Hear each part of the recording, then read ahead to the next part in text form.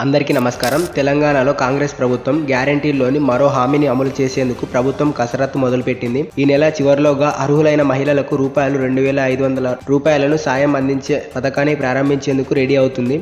లోక్సభ ఎన్నికల కోడ్ అమల్లోకి వచ్చేలోపే దీనిని అమలు చేసి వారి ఓటు బ్యాంకును ఆకట్టుకోవచ్చని భావిస్తున్నది కాంగ్రెస్ ప్రభుత్వం.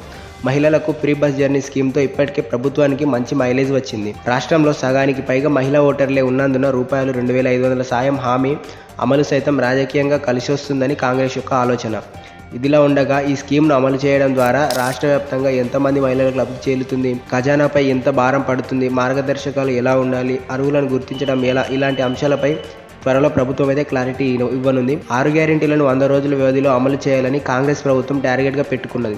2 రోజుల్లోనే 2 హామీలను అమలు చేయడంతో పాజిటివ్ రెస్పాన్స్ వచ్చింది.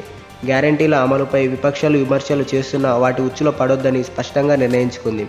రెచ్చగొట్టే వ్యాఖ్యలకు స్పందించకుండా నిర్దిష్ట గడువులోనే వాటిని గాడిలో పెట్టడంపైనే దృష్టి పెట్టింది. జనవరి చివరికల్లా ప్రభుత్వం స్పష్టమైన విధాన నిర్ణయం తీసుకొని మహిళలకు రూ. 2,500 సాయం స్కీమును ప్రారంభించి అపోహలకు, అనుమానాలకు తావు లేకుండా చేయాలని భావిస్తున్నది. విపక్షాల విమర్శలను ఆచరణలోనే జవాబు చెప్పాలని అనుకుంటుంది. రూ. 2,500 సాయానికి ఏ అంశాలను ప్రామాణికంగా తీసుకోవాలన్నది త్వరలో ఖరారు కానుంది. ప్రస్తుతం మహిళలు ఆసరా పింఛన్లు అందుకుంటున్నా అవి వృద్ధులకు, 57 ఏళ్లకు పైబడిన వారికి మాత్రమే అమలవుతున్నాయి.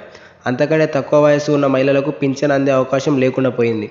ఈ నేపథ్యంలో ఆ పెన్షన్ ఈ కొత్త స్కీమ్ నుంచి మినహాయించే అవకాశాలున్నాయి. ఇందుకోసం నిర్దిష్టంగా వయసు పరిధిని ప్రభుత్వం ఫిక్స్ చేస్తుంది. ఆదాయంతో పాటు ఇతర అంశాలను పరిగణలోకి తీసుకొని గైడ్లైన్స్ లో ఎలాంటి అర్హులను ప్రభుత్వం ఖరారు చేస్తుంది, ఇందుకు అనుసరించాల్సిన విధానాలు తదితరాలపై ప్రభుత్వం త్వరలో క్లారిటీ అయితే ఇవ్వనుంది. ఇప్పటికే ప్రభుత్వం నిర్వహిస్తున్న ప్రజాపాలన ప్రోగ్రాంలో అభయహస్తం పేరుతో లక్షల సంఖ్యలో దరఖాస్తులు వస్తున్నాయి. ఇందులో మహాలక్ష్మి స్కీమ్లో రూ. 2,500 సాయం పొందే అవకాశం ఉంది.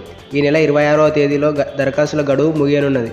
వాటిలోని వివరాలను పరిగణలోకి తీసుకొని తొలుత ఈ స్కీమ్నే మొదలు పెట్టాలా అని అధికారులు అయితే కసరత్తు మొదలు పెట్టారు. వీడియో మీకు ఏమాత్రం ఇన్ఫర్మేటివ్గా అనిపించినా వీడియోని లైక్ చేయండి. ఇలాంటి మరిన్ని లేటెస్ట్ అప్డేట్స్ కోసం మన ఛానల్కి సబ్స్క్రైబ్ అయ్యి పక్కనే ఉన్న బెల్ ఐకాన్ను క్లిక్ చేయండి.